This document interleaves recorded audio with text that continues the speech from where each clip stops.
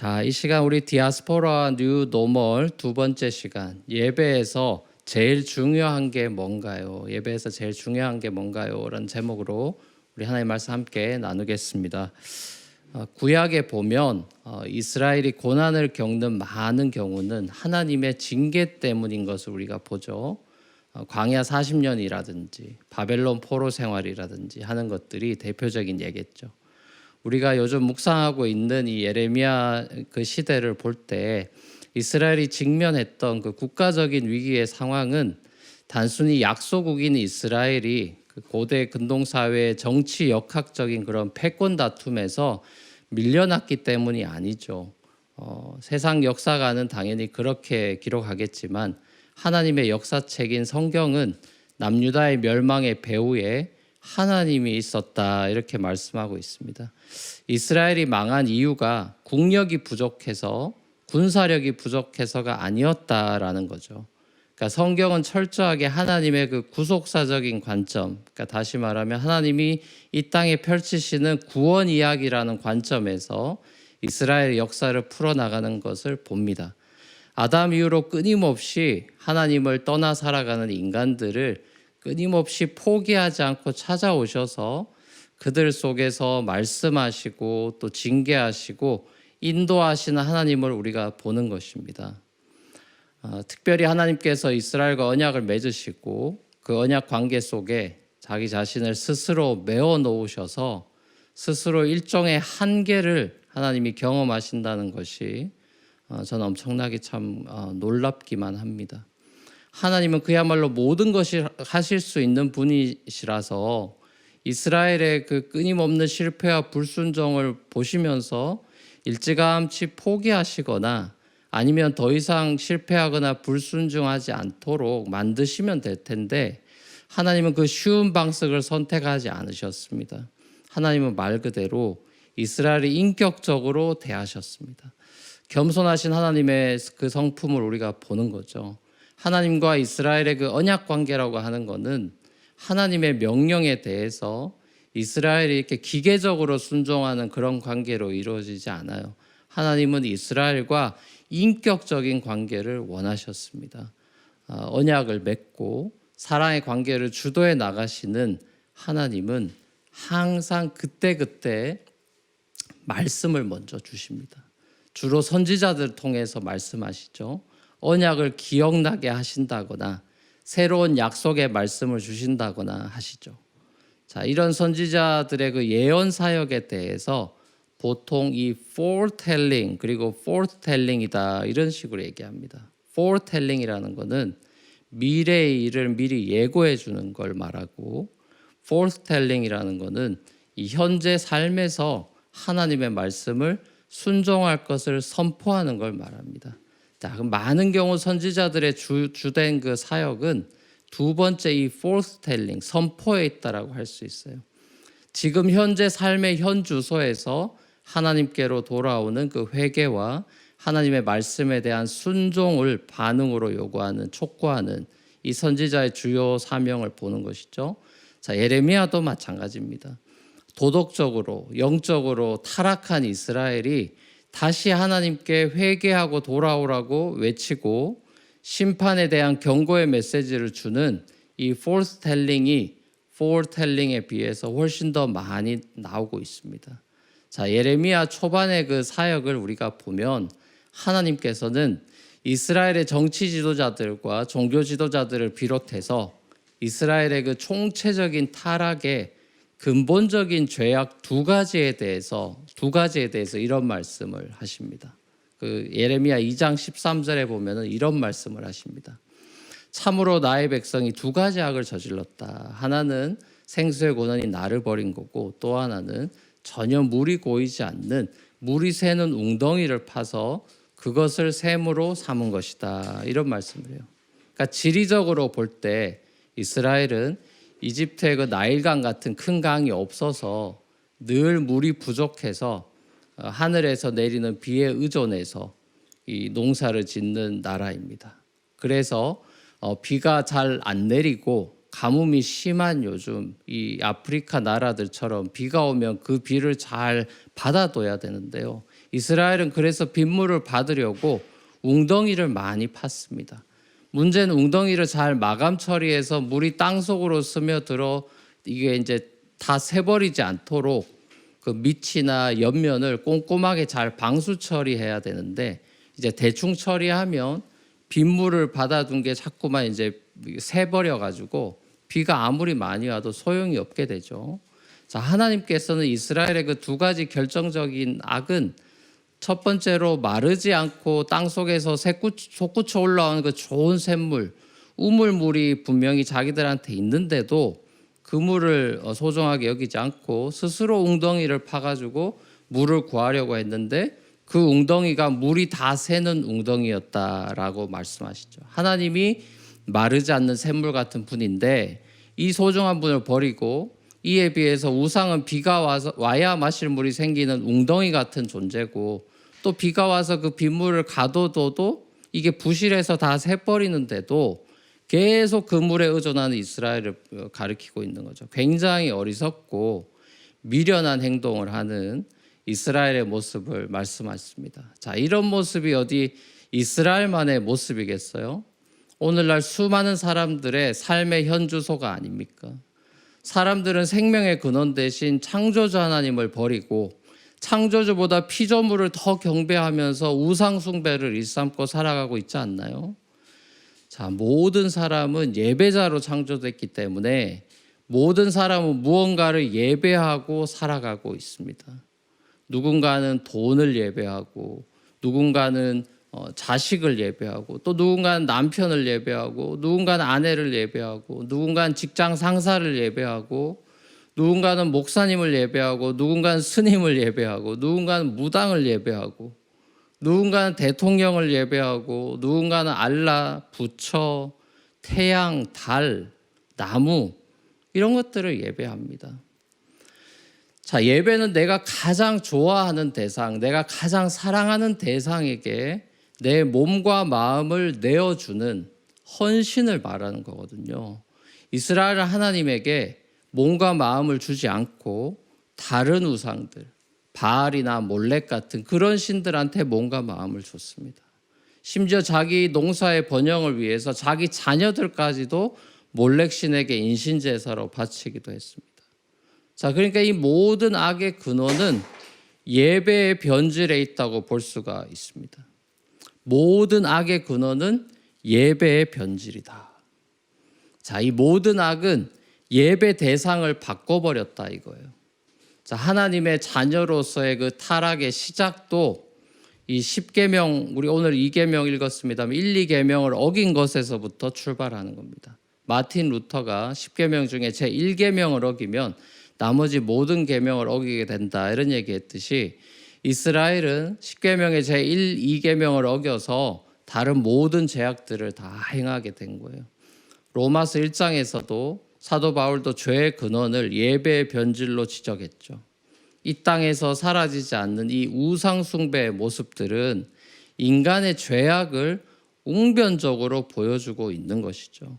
우상 숭배에 찌든 이스라엘은 다시금 하나님을 경외하는 진정한 예배를 회복해야 되는데 자, 그 회복은 죄에 대한 징계를 통해서 이루어진다는 걸 보게 됩니다. 이스라엘 땅에서 매일같이 드나드던 그 예루살렘 성전이 붕괴되고 자기 나라도 아닌 다른 나라의 포로로 잡혀간 상태에서 그 낯선 땅에서 다시 예배하는 하나님 나라 백성의 그 기본적인 삶으로 돌아가는 훈련을 받게 됐다 이거죠. 제가 우리 교회 목회를 이제 13년 정도 하면서 가장 많이 듣고 또 가장 많이 손편지를 받았던 내용이 뭔지 아십니까? 목사님, 제가 뉴프런티어 교회에 와서 예배를 통해서 하나님을 다시 인격적으로 만났어요 하는 말이었습니다. 조국을 떠나서 부모님을 떠나서 낯선 뉴욕 땅에 와서 힘든 유학생활 또 이민생활 가운데 뉴프런티어 교회 예배를 통해서 매주 위로받고 은혜받고 살 수 있었어요 하는 말을 제일 많이 들은 것 같습니다. 확실히 사람은 편한 환경, 익숙한 환경에서는 하나님을 잘 안 찾고 하나님과 깊이 잘 교제를 못하는 것 같아요. 다윗의 삶만 보더라도 고난의 그 세월, 동굴에서 하나님을 깊이 만났지만 편안한 왕궁에서는 하나님을 찾고 예배한 삶이 사라져버리다가 죄를 짓지 않습니까? 자, 일본 사람들을 목회하시는 목사님께 들은 얘기인데요. 세계에서 제일 전도 안 되는 그 미전도 종족 중에 하나가 바로 일본이죠. 그 일본 사람들도 전 세계로 이제 유학이나 이민으로 디아스포라로 흩어져 살아가는 그런 상황이 될 때 복음화율이 2배 이상 높아진다고 해요. 그러니까 무언가 익숙하고 편안한 환경을 떠나서 낯선 땅에서 살아가는 사람들은 아무래도 불안한 마음에 무언가 이렇게 기댈 곳을 찾게 된다는 걸 볼 수 있는 거죠. 자, 이게 바로 디아스포라가 누리는 축복이라고 생각합니다. 저는 이번 팬데믹 상황도 마찬가지라고 생각합니다. 코로나라는 이 눈에도 안 보이는 이 작은 바이러스 하나가 전 세계를 두려움과 불안에 떨게 하고 있습니다. 확진자들이 계속 생겨나고 언제 어떻게 나도 걸릴지 모른다는 막연한 불안감이 늘 우리 주변을 맴돌고 있습니다.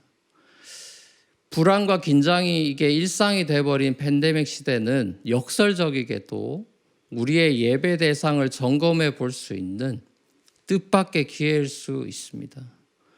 나는 지금까지 무엇을 붙들고 살아왔는지, 무슨 소망으로 살아왔는지, 내가 품고 있던 소망은 죽은 소망인지 아니면 산 소망인지를 점검해 볼 수 있는 기회인 것 같습니다. 팬데믹 상황이 아니었다면 여러분이 비록 이게 온라인이지만 지금같이 기도와 말씀을 더 가까이 할 수 있었겠나 솔직히 한번 스스로에게도 한번 물어보십시오. 새벽 기도도 쉽지 않고 바쁘게 출근하고 정신없이 일하다가 퇴근 후에 집에 와서 피곤한데 집안일 대충 하다가 잠자리에 들면서 이 예배나 기도 생활이 오히려 불규칙적이거나 미약했을 수도 있지 않았겠어요? 근데 요즘은 이 매일 밤 기도회도 있고 공동체 기도회도 있고 뭐 바이블 아카데미도 있고 여러 가지 내가 시간만 내면은 오히려 더 기도와 말씀으로 하나님을 생각하고 찾을 수 있는 뜻밖의 회복의 시간이 주어진 것입니다. 자, 이런 것들도 뭐 길어지니까 또 익숙해져 버려가지고 뭐 귀찮다거나 이게 소중하지 않다 이렇게 생각하는 분이 혹시라도 계실지 모르지만 자, 이런 시간들을 여전히 소중히 여기고 꾸준히 참여하시는 분들이 훨씬 더 많은 것 같아서 정말 감사하게 생각하고 있습니다. 자, 부부 간에도 이렇게 가정에서 같이 시간을 많이 보낼 수 있는 거는 뜻밖의 갑자기 찾아온 축복이라고 생각합니다. 자녀가 있는 가정들도 물론 육아로 힘든 점도 있겠지만 아이들과 더 많은 시간을 집에서 보내면서 평소에 잘 몰랐던 우리 아이의 태도와 성품과 마음을 알게 되는 소중한 교제의 시간이 될 수 있는 거겠죠. 싱글 청년들도 마찬가지라고 생각합니다. 스스로가 난 외로워, 난 결혼을 안 해서 외로워라고 이렇게 세뇌시키기보다는 이렇게 혼자 보내면서 내 지난 날을 돌아보고 내 부르심을 점검해보고 미래와 희망을 주시는 하나님을 인격적으로 더 만나게 되는, 그래서 예배하게 되는 회복의 시간으로 삼을 수 있지 않을까요?